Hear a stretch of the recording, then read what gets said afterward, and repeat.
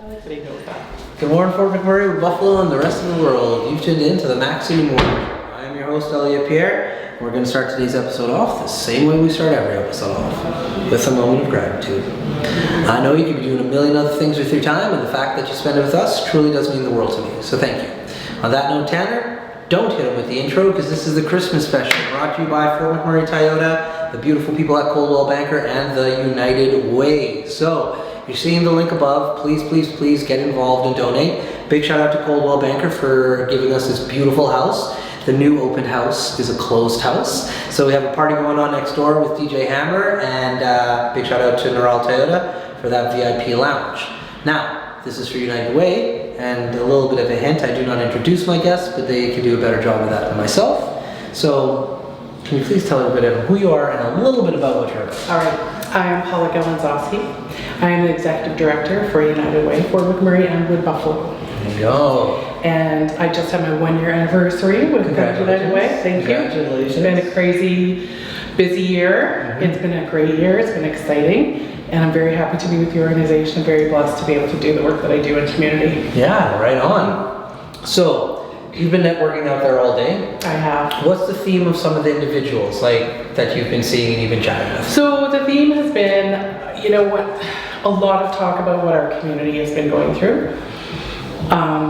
And you know what, not just our community, lots of communities, but of course we're here in Fort McMurray and Wood Buffalo region. Mm-hmm. So we're very focused and honed in on our own community. Of course. You know, how our community's been impacted by rise, oil and gas prices.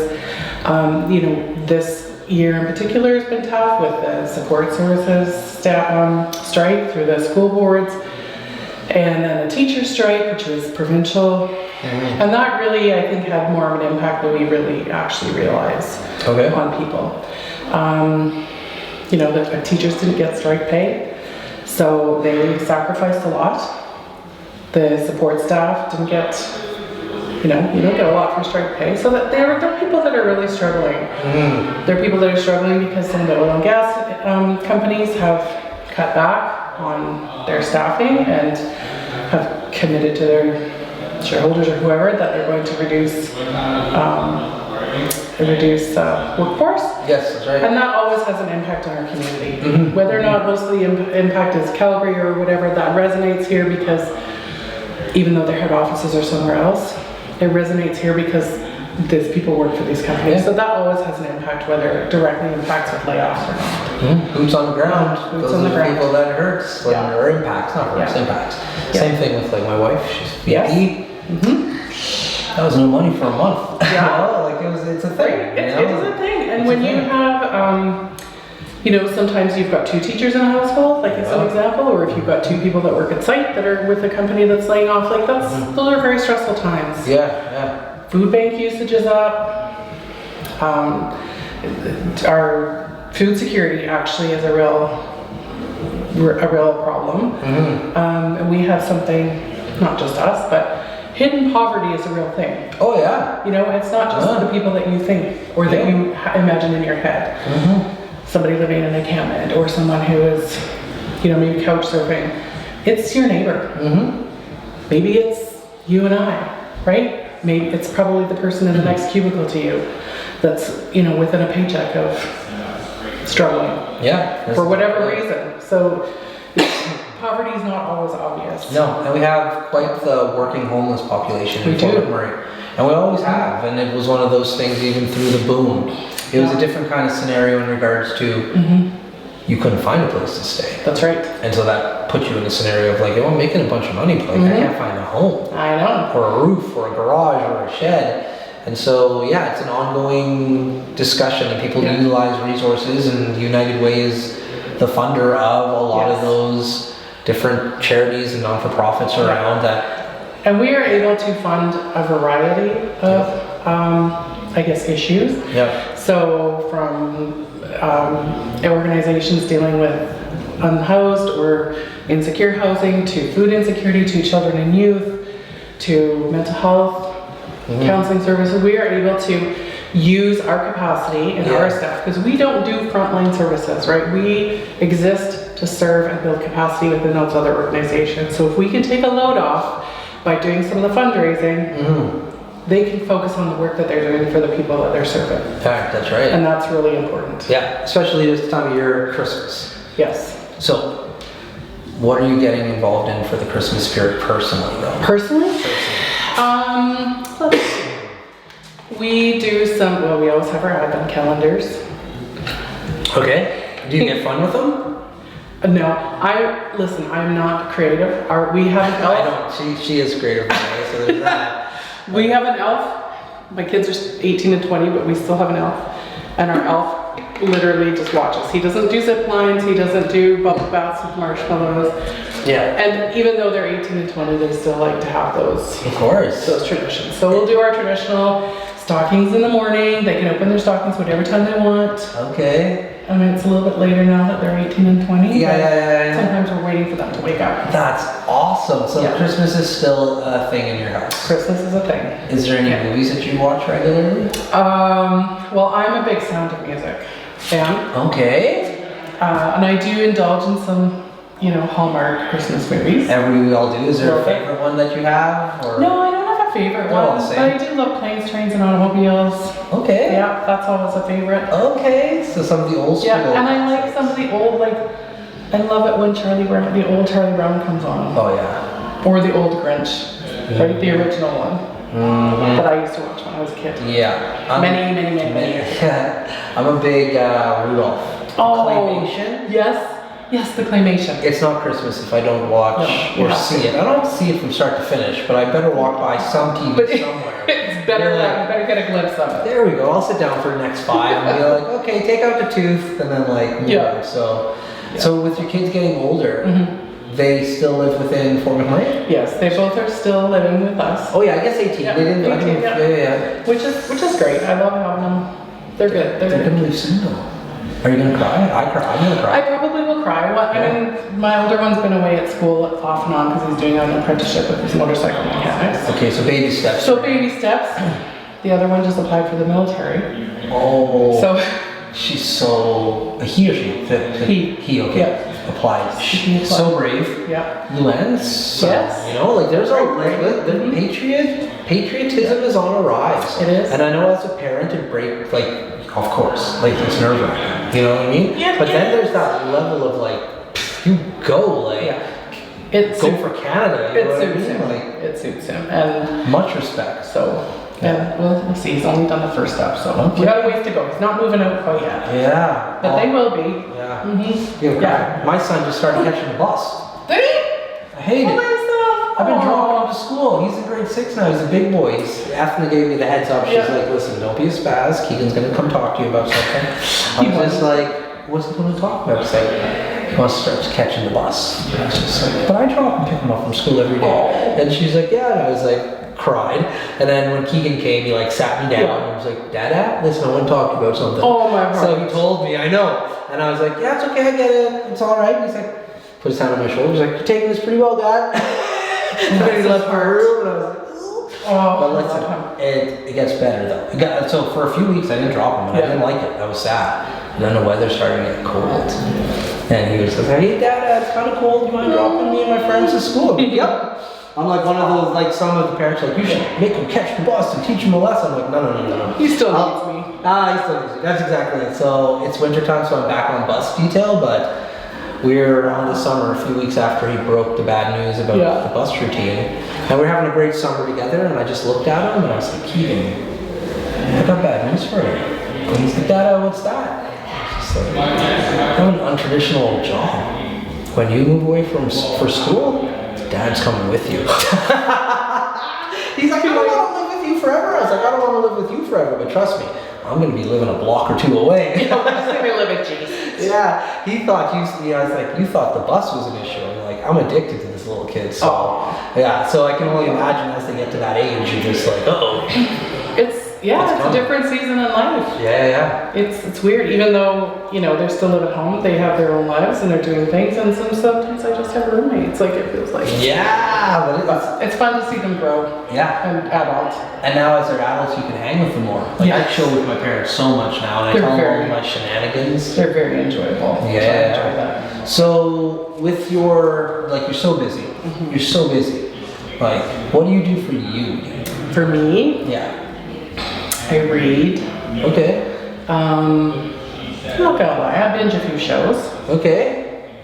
I have a couple girls that we go for a regular breakfast with. Nice.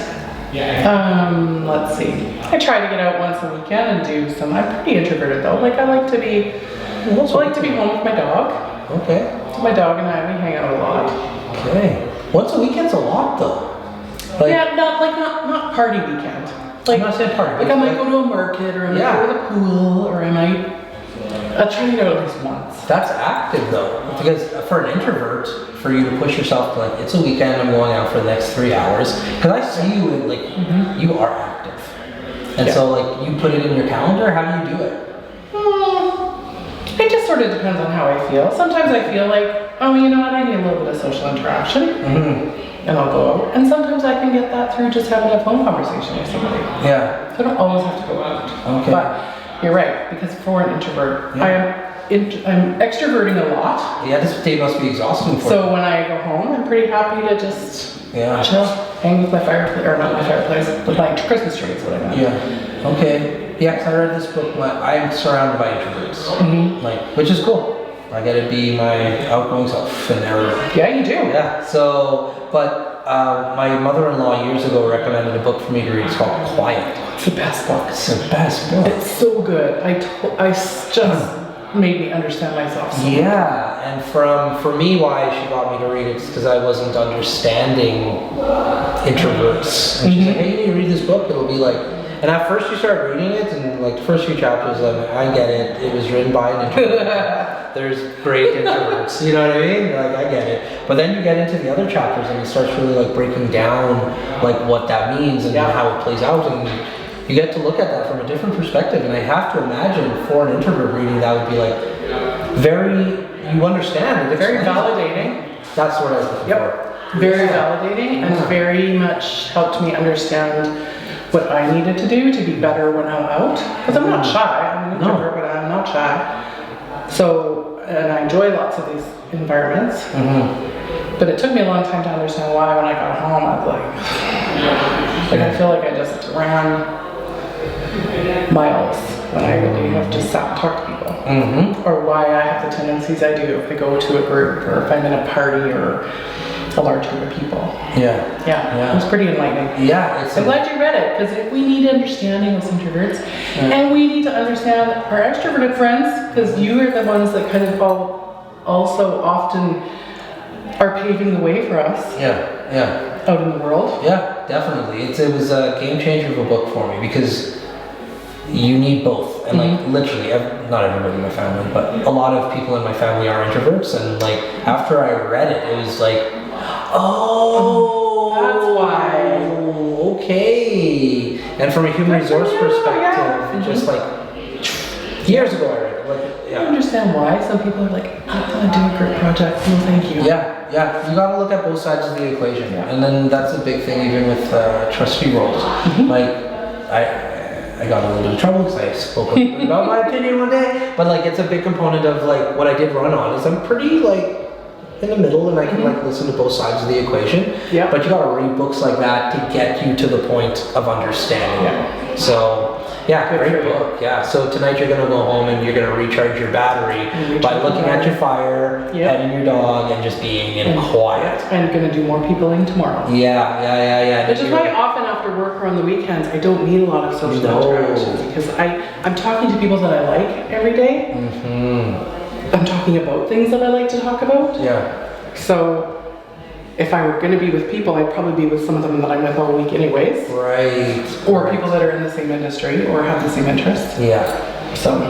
Now we have to talk about somebody that we both like that's not here today. Yes. Because she's been an instrumental component of getting this together. And unfortunately, and I did pray for you last night and I'll pray for you again tonight, Anna got sick. Yeah. Can you please talk a little bit about your person who works with you and has really put this event with us together because she couldn't be here, she's not on camera, so let's give her a little bit of shine because she definitely deserves it. I always want to call her Little Anna, but she's not Little Anna. She's my Anna. She's Anna Dolling, is our campaign coordinator, and she has been a force to be reckoned with in this role. She started at the end of July and took it and ran with it, and she has been really instrumental in pushing us forward in terms of our organizational needs and resources and connections with people and ensuring things happen. And she's not feeling well and she's feeling very badly that she's not here. And I said, you're not to be thinking about it today.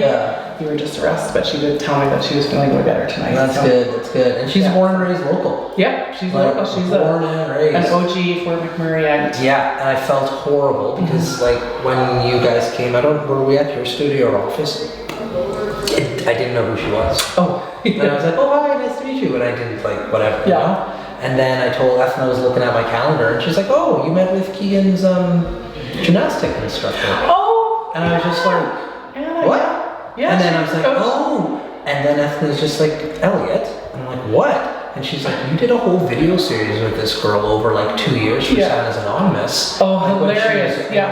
And she was really involved in Santa's. And so I went back and I looked at all of the content and I was just like, oh, she's been building up a massive work in this area and collecting a Rolodex, and she is it, and she's with you. So we're very grateful. And so my bad for not remembering you on one side. I'm actually very happy about it. When it actually happened, I was just like, I shouldn't be remembering high school girls. I'm glad she was a complete stranger to me. It would be a problem if I was like, oh, I remember. So I'm glad. Well, that's a good take. That's how I explained it to Ethna, and I explained it to Anna too. I was like, I'm real glad I didn't remember you.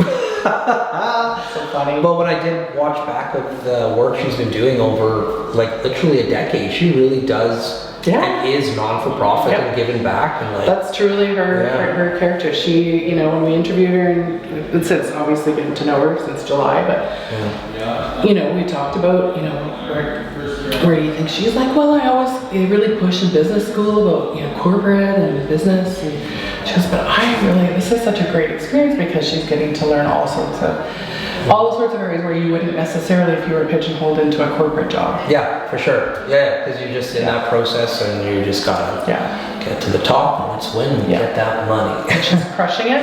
And she's not going to work for anybody else. She's staying with us just in case anybody has any ideas. She worked herself in the hospital in this event and it's working out perfectly. So thank you for all your time and effort, Anna.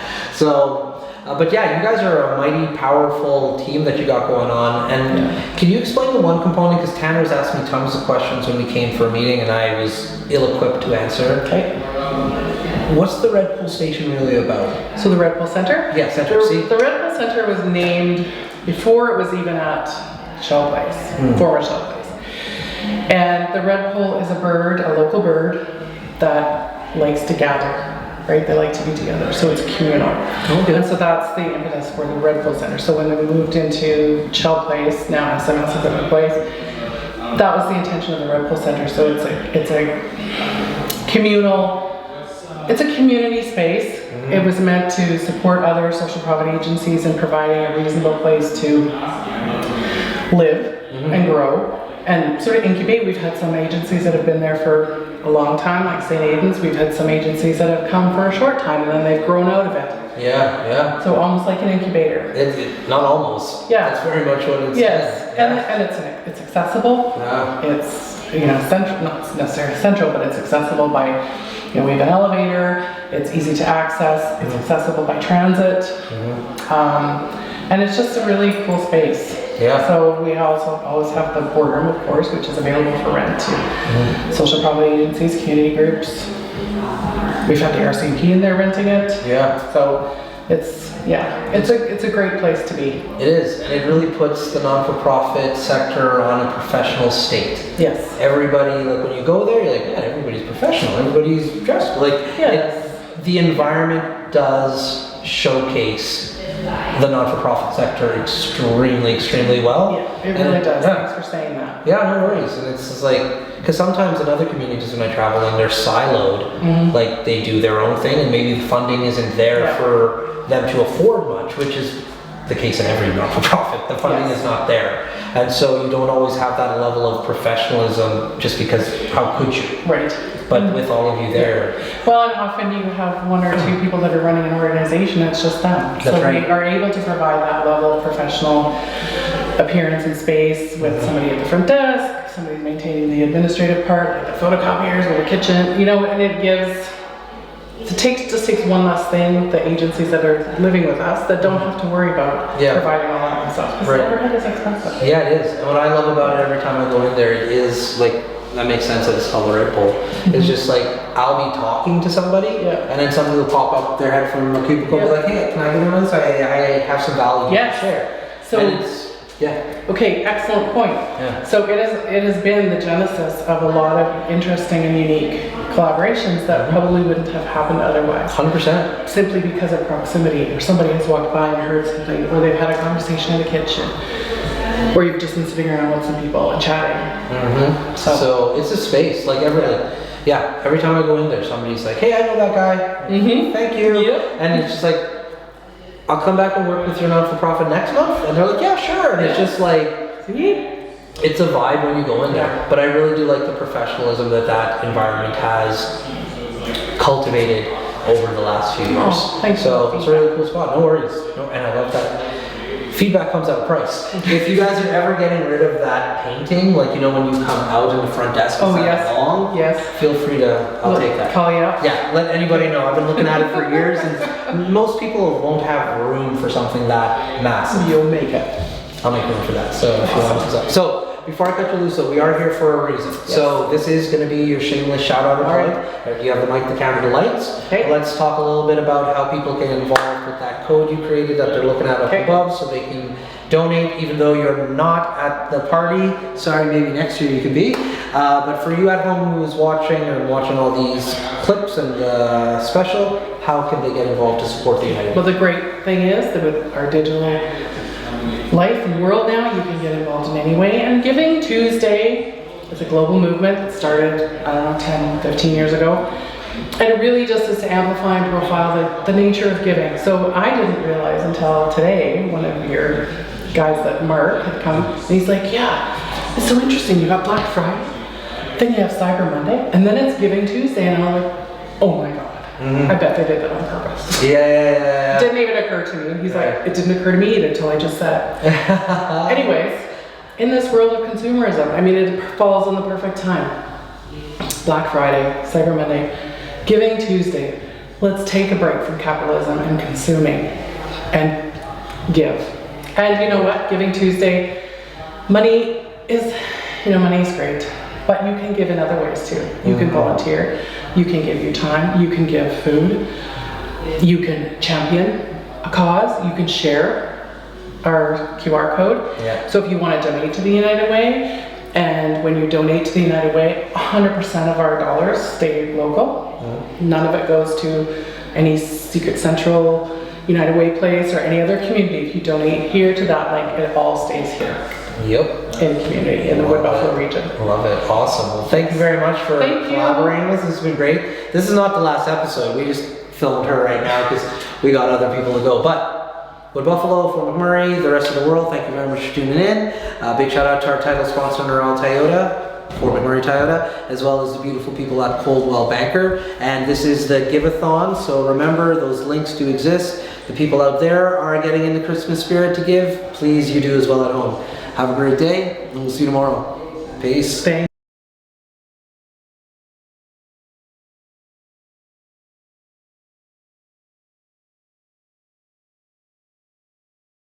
Hey, it's Keith Simpson here. I'm the General Manager of Neural Toyota, soon to be Fort McMurray Toyota. Pretty excited for our new dealership. We're here to take care of you. Come on down and be part of our family.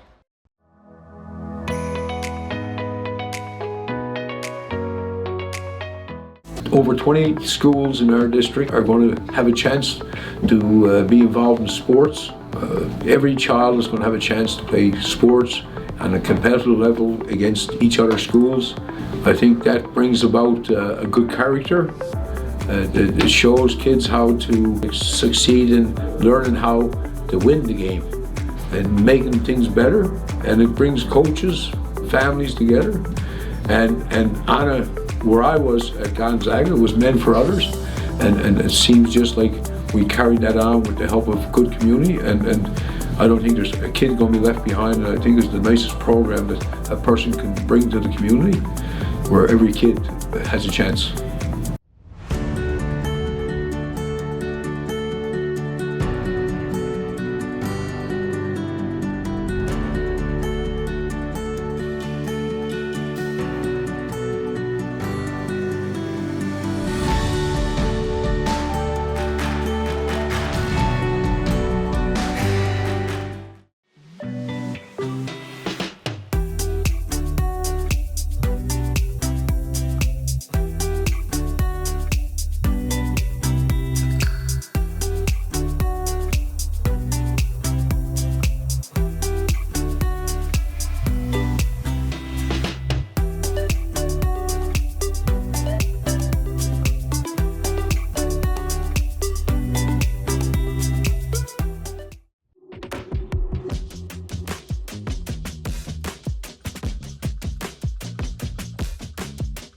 Print plan started back in 2017. We wanted to be different from other print shops. Like, it's kind of corny, but we do care about our product at the end of the day. When I screen print an order, I feel like that is my canvas, right? I feel like that's like me putting out my artistic value into the world. I love the problem solving when it comes to the screen printing side of it, because there's so many variables. When it all comes together, it's just music.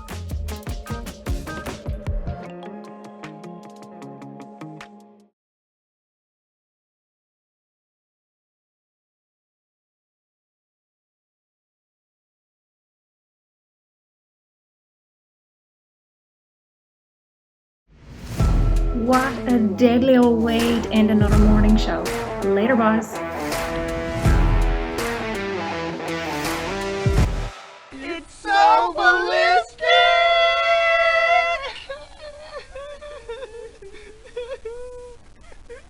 Talk about quenching your ugly thirst.